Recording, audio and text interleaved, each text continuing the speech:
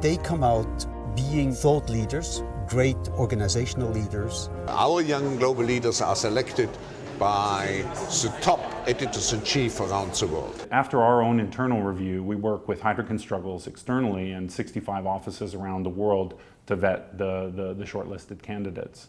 And finally, they go to a selection committee chaired by Her Majesty Queen Rania of Jordan and prominent business leaders and politicians and media leaders. Around 150 are chosen each year, of whom about 125 become active, and they go to Davos and they go to regional meetings. I benefit from young global leader early days.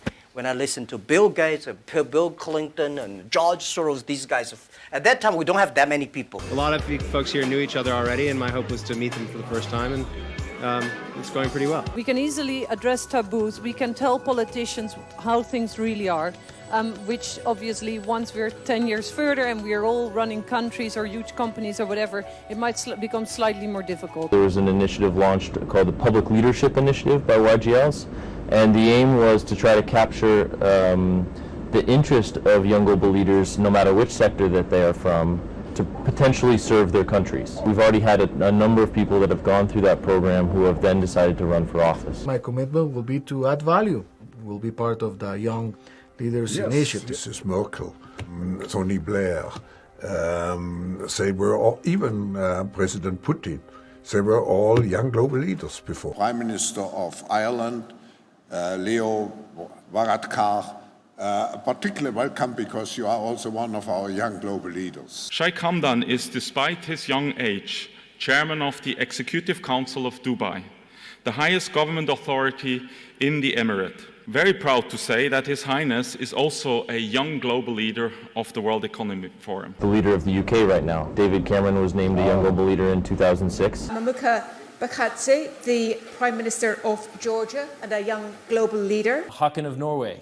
Haakon is the Crown Prince of Norway. He's also a member of our Young Global Leaders alumni community. President Calderon, you had been selected in 1997 as a global leader for tomorrow. You have already in 1993 been here for the first time as a global leader for tomorrow. And Klaus Schwab, I really have to congratulate you for your farsightedness. You picked out again the right individual. Monsieur De Croo, vous avez été Young Global Leader du Forum économique mondial. Vous avez récemment fait une visioconférence avec Klaus Schwab. After the birthday, I'm out of Young Global Leader of Davos. I finished because over 40 is finished this time. I'd like to explore a little bit what it's like to be a new young global leader. Not young anymore. Gavin Newsom, the young, energetic, innovative mayor of San Francisco.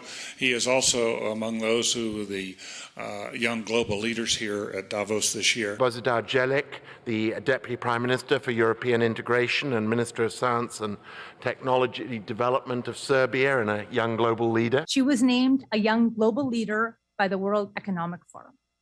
Minister Jolie. Minister Mohamed Lutfi, the Minister of Trade of Indonesia and a young global leader. Juan Carlos Pinzón Bueno, Minister for the National Defense of Colombia, young global leader. Chrystia Freeland, she's the Minister of International Trade of Canada and used to be a young global leader of the World Economic Forum, if I may mention that. I'm afraid it's true. What we are very proud of now is the young generation, like Prime Minister Trudeau, President of Argentina and so on, that we penetrate the cabinets.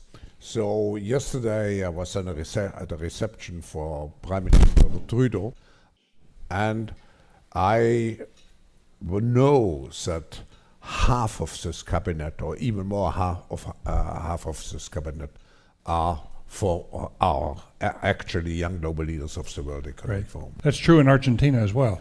It's true in Argentina, and it's true in France now. I'm with the president, who is a young global leader. Klaus Schwab is the head of the World Economic Forum, and he bragged how his subversive WEF, World Economic Forum, has, quoted, infiltrated governments around the world.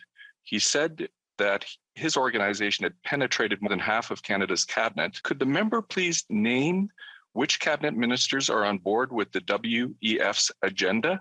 My concern is the deputy. Order. I know he was. I know that the member was in a really good question there, but the audio is really bad, and the video is really bad as well. That member is promoting open disinformation. That's not debate.